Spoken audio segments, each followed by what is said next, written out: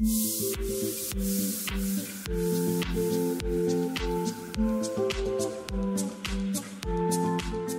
पिकांनो, मी आज वा एका नवीन निसर्गरम्य ठिकाणी घेऊन जाणार आहे. ते ठिकाण आहे आळाशुदी या ढोकी या गावातील. पेट्रोल पंपाच्या जवळ असणारं ढोकी गावापासून साधारणतः 1 किलोमीटरवर असणारं हे ठिकाण आहे. आपण या ठिकाणाला प्रत्यक्ष भेट देऊया. हे जे समोर दिसतंय आपणास हे त्याचं भव्य दिव्य आकर्षक सुबक असं प्रवेशद्वार आहे. आपणास जाण्यासाठी व्यक्तींना जाण्यासाठी एक छोटंसं प्रवेशद्वार इथे बनवलेलं आहे. या टेकडीचा विकास गावातील तरुण मंडळींनी आणि वन विभागाने संयुक्तरित्या खूप आकर्षक पद्धतीने केलेला आहे. आपण आता या मंदिराच्या आतमध्ये आलो आहोत. या टेकडीला संपूर्ण बाजूने सिमेंटचा ट्रॅक केलेला आहे. हा सिमेंटचा ट्रॅक मुलांसाठी, ज्येष्ठांसाठी, व्यायामासाठी सुद्धा आहे आणि तसेच हा ट्रॅक या संपूर्ण टेकडीला प्रदक्षिणा घालण्यासाठी सुद्धा याचा उपयोग होतो आहे. शरीर स्वास्थ्यासाठी आणि भक्ती मार्गासाठी सुंदर असा ट्रॅक विकसित केलेला आहे. दोन्ही बाजूने सुंदर अशी झाडं लावलेली आहेत. या ट्रॅकच्या सभोवताली संपूर्ण सगळ्या बाजूंची व्यवस्था केलेली आहे. या ट्रॅकमध्ये आपण जर पाहिलं तर दोन्ही बाजूंना जी नैसर्गिक झाड त्यांना छान पद्धतीने वाढवलेलं आहे. तर काही नवीन झाडं या वन विभागाच्या कल्पनेने ते लावण्यात आलेली आहे, आणखी मोठी करण्यात आलेली आहे. या ट्रॅकवरनं जाताना आपणास असं वाटतं की आपण धाराशिव जिल्ह्यामध्ये नसून आपण कोल्हापूर किंवा जिल्ह्यामध्ये आहोत. हे मंदिराचा कळस दिसतोय मित्रांनो आणि या मंदिराच्या डाव्या बाजूला आपल्याला लहान मुलांसाठी खेळण्यासाठीची जागा केलेली आहे. काही खेळणी तिथे उपलब्ध करून दिलेली आहे. या टेकडीच्या संपूर्ण बाजूने दाट अशी झाडी लावलेली आहे. हे डाव्या बाजूला जे टॉयलेटची व्यवस्था केलेली आहे. इथे प्रत्येक झाडाला ठिबकची व्यवस्था सुद्धा करण्यात आलेली आहे.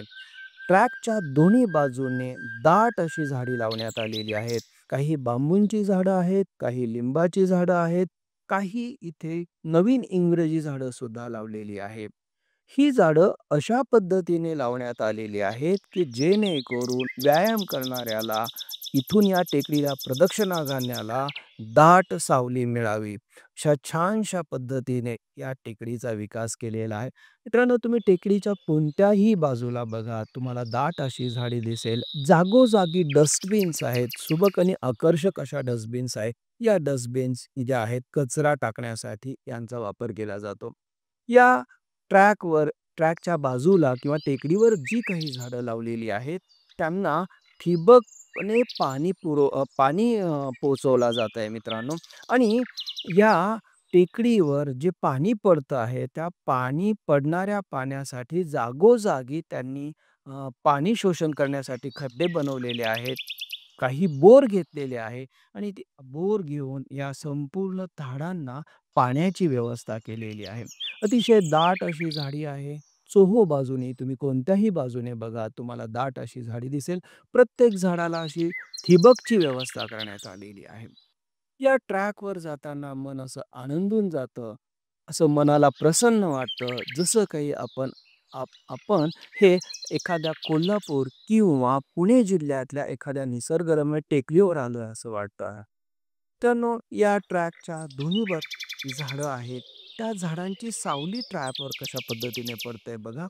डाव्या बाजूला, उजव्या बाजूला अशी सिमेंटची परंतु लाकडासारखी दिसणारी अशी बैठक व्यवस्था केलेली आहे. करून व्यायाम करणारे किंवा वृद्ध किंवा लहान मुलं यांना विसावा घेण्यासाठीची अशी आसन व्यवस्था केलेली आहे. टेकडीला चोहू बाजूने दाट आणि गर्द अशी झाडी तयार केलेली आहे. काही झाडं नैसर्गिकरित्या आलेली आहेत, तर काही यांनी कल्पकतेचा वापर करून लावलेली आहे. या झाडांमधनं जाताना आपलं मन अगदी प्रसन्न होतं. आपल्याला असं रिचार्ज केल्यासारखं वाटतं. जसं काही आपण एखाद्या उंच अशा टेकडीवर, सह्याद्रीच्या टेकडीवर आपण प्रदक्षिणा घालत आहोत असं आपल्याला वाटतं. या टेकडीचा चोहोबाजूने फेन्सिंग केलेलं आहे.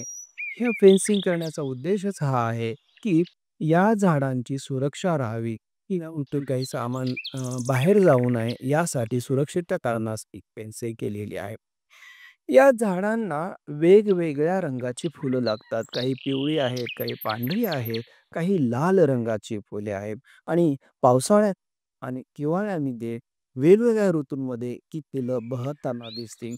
काही झाडांना जी पिवळी फुलं लागलेली आहेत, ही पिवळी फुलं तर निसर्गाने ती फुलं अशी उधळण केल्यासारखी वाटते मित्रांनो. मी तुम्हाला काही झाडं दाखवेल. उजव्या बाजूची आणि डाव्या बाजूची काही झाडं अशी आहेत, की त्यांना संपूर्ण झाडावर प्रत्येक शेंड्यावर पिवळी फुलं अगदी भरगच्च आलेली आहेत आणि ही पिवळी फुलं वाटतं, की ही निसर्गाने लावलेली पिवळ्या रंगाची लाइटिंग आहे. अशा पद्धतीने असं मनमोहक असं दृश्य आहे मित्रांनो. ही ही झाडं बघा, या झाडांच्या प्रत्येक शेंड्यावर पिवळं फूल लागलेलं आहे आणि या पिवळ्या फुलामुळे जसं की आपल्याला लाइटिंग लावल्यासारखे या संपूर्ण झाडावर दिसतंय. मी जुलै महिन्यामध्ये या टेकडीला भेट दिलेली होती. जुलैपासून ते डिसेंबरपर्यंत या टेकडीला आपण कधीही भेट देऊ शकता. आपल्याला असं प्रसन्न वाटेल.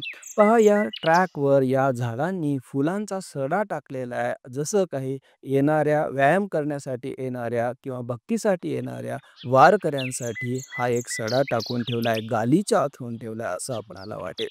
अगदी जागोजागी बैठक व्यवस्था केलेली आहे. सगळ्या बाजूंनी अशी झाडं छान पद्धतीने लावलेली आहे. या ट्रॅकवर फिरत असताना आपणास असं वाटतं, की आपण धाराशिवसारख्या अवर्षणग्रस्त जिल्ह्यामध्ये नसून आपण कोल्हापूर, पुणे अशा ज्यामध्ये खूप पाऊस पडतो अशा जिल्ह्यांमध्ये आपण आहोत. मित्रांनो, या टेकडीवर भक्तीचा आणि व्यायामासाठीचा खूप छान उपयोग केलेला आहे. या टेकडीवर अशी हिरवीगार रोपं आलेली आहेत, छोटी झाडं आलेली आहेत, जसं काही हिरवा शालू या टेकडीने पांघरला आहे. जागोजागी अशा छानशा अशा सुबक अशा डस्टबिनची व्यवस्था केलेली आहे आणि हे तार फेन्सिंग सुद्धा चोहोबाजूनी केलेलं आहे. मित्रांनो, ही टेकडी म्हणजे हिंदू धर्मियांसाठीच किंवा सामान्य नागरिकांसाठीच एक श्रद्धेचं स्थान नसून यावर एक मुस्लिम धर्मियांसाठी सुद्धा एक दर्गा बांधण्यात आलेला आहे. हा दर्गा फार पूर्वीपासून आहे. या दर्ग्याचा मिनार मी तुम्हाला दाखवतो आणि हा दर्गा आणि मंदिर अगदी 400 ते 500 फुटावरच आहेत मित्रांनो. म्हणजे छान असा हिंदू-मुस्लिम यांचा मिलाप आपल्याला या टेकडीवर बघायला मिळेल. या टेकडीच्या बाजूने फिरत असताना आपल्याला आपलं मन प्रसन्न होतं. आपल्याला खूप असं आनंददायी वाटतं. जसं काही आपण स्वर्गातच असं आपल्याला वाटत हो मित्रांनो. आणि या टेकडीकडे जात असताना उजव्या बाजूला, डाव्या बाजूला खूप छान-छान अशा बसण्याच्या व्यवस्था केलेल्या आहेत. त्यावर बसल्यानंतर आपल्याला मनाला खूप चांगली हा जो मिनार दिसतो आहे, तो मिनार दर्ग्याचा मिनार आहे मित्रांनो. या ज्या बसण्याच्या जागा आहेत, त्या बसण्याच्या जागा बसल्यानंतर आपल्याला मनाला अगदी प्रसन्न असं वाटतं. सगळ्या बाजूंनी अशी दाट अशी झाडी आहे मित्रांनो. आपण जुलैपासून ते जानेवारीपर्यंत कधीही या टेकडीला भेट देऊ शकतात. या ट्रॅकवर चलत असताना आपल्या मनामध्ये दिवसभराच्या धावपळीमध्ये जे काही विचार येत असतात, ते सगळे विचार आपल्या कामकाजाचे ते विसरून जाऊ शकतो आणि आपलं मन प्रसन्न होऊ शकतं. असा हा ट्रॅक आहे. साधारणतः अर्धा किलोमीटर लांबीचा हा ट्रॅक आहे. आपल्याला अर्धा किलोमीटरची संपूर्ण फेरी या टेकडीला मारता येते. पावसाळ्यात असो, उन्हाळ्यात असो आपल्याला या ट्रॅकवर फिरता येतं. छान असा सिमेंटचा ट्रॅक केलेला. हे बघा एका ठिकाणी असं तंबूसारखं बसण्याची व्यवस्था केलेली आहे. तिथे 10-15 लोकं बसून गप्पा मारू शकतात आणि आपल्या मनाला ताजेतवाने करू शकतात. अशा पद्धतीने या ट्रॅकची रचना केलेली आहे. या ट्रॅकवर आपला संपूर्ण फेरा आता संपत आलेला आहे. आपण आता पुन्हा मुख्य प्रवेशद्वाराकडे आलेलो आहोत. या प्रवेशद्वारापासून आपल्याला डावीकडे गेल्यानंतर आपण या ट्रॅकवर चालू लागतो. तर या प्रवेशद्वारातून सरळ आतमध्ये प्रवेश केल्यानंतर टेकडीवर आपण पायऱ्याने मंदिराकडे किंवा दर्ग्याकडे जाऊ शकतो. हे बघा सुंदर असं आखीव आणि रेखीव असं बांधकाम केलेलं मोठं आणि प्रचंड असं प्रवेशद्वार आहे. पण मंदिराकडे जाऊयात. या पायऱ्यांची जी रचना आहे तुम्ही जर पाहिलं तर लहान मुलं किंवा वृद्ध माणसं यांना सहजपणे या मंदिरापर्यंत जाता यावं अशा पद्धतीने प्रत्येक वेळी 4 पायऱ्या आणि थोडंसं पायी चालायचं जेणेकरून त्यांची दमछाक होणार नाही. उजव्या बाजूला आणि डाव्या बाजूला अशा कल्पक अशा डस्टबिन्स लावलेल्या आहेत, की जेणेकरून इथे कसलाही कचरा होणार नाही. आपण या या मंदिराकडे आता चाललेलो आहोत मित्रांनो. या मंदिराकडे जात असताना डाव्या आणि उजव्या बाजूला या अशा डस्टबिन्स आहेत. या मंदिराच्या डाव्या बाजूला आपल्याला इथे एक पटांगण आहे. या तरुण मित्रांनी इथे बॅडमिंटनची व्यवस्था केली आणि त्याच्या पाठीमागे आपल्याला सुबक असा दर्गा सुद्धा दिसतोय मित्रांनो. आणि या मंदिराकडे जात असताना मंदिराच्या परिसरात आपल्याला बसायचं असेल तर झाडांना असे छानसे कट्टे केलेले आहेत जिथे आपण सहज बसू शकतो, गप्पा मारू शकतो. एवढंच नव्हे तर इथे हात धुण्याची सुद्धा तिथे नळांची व्यवस्था केलेली आहे. पाण्याची टाकी लावली आहे आणि सिमेंटचे असे चौथरे आहेत ज्याच्यावर आपण बसू शकतो. अ, या बाजूला मुलांसाठी खेळणी सुद्धा आहे. आता आपण मंदिरात प्रवेश करूया. या मंदिराचा बाह्य सभामंडप आहे. उंच आणि प्रचंड मोठा असा हा सभामंडप आहे. खालच्या बाजूला संगमरवरी फरशी आहे. तर उंचच्या उंच कॉलम आहेत.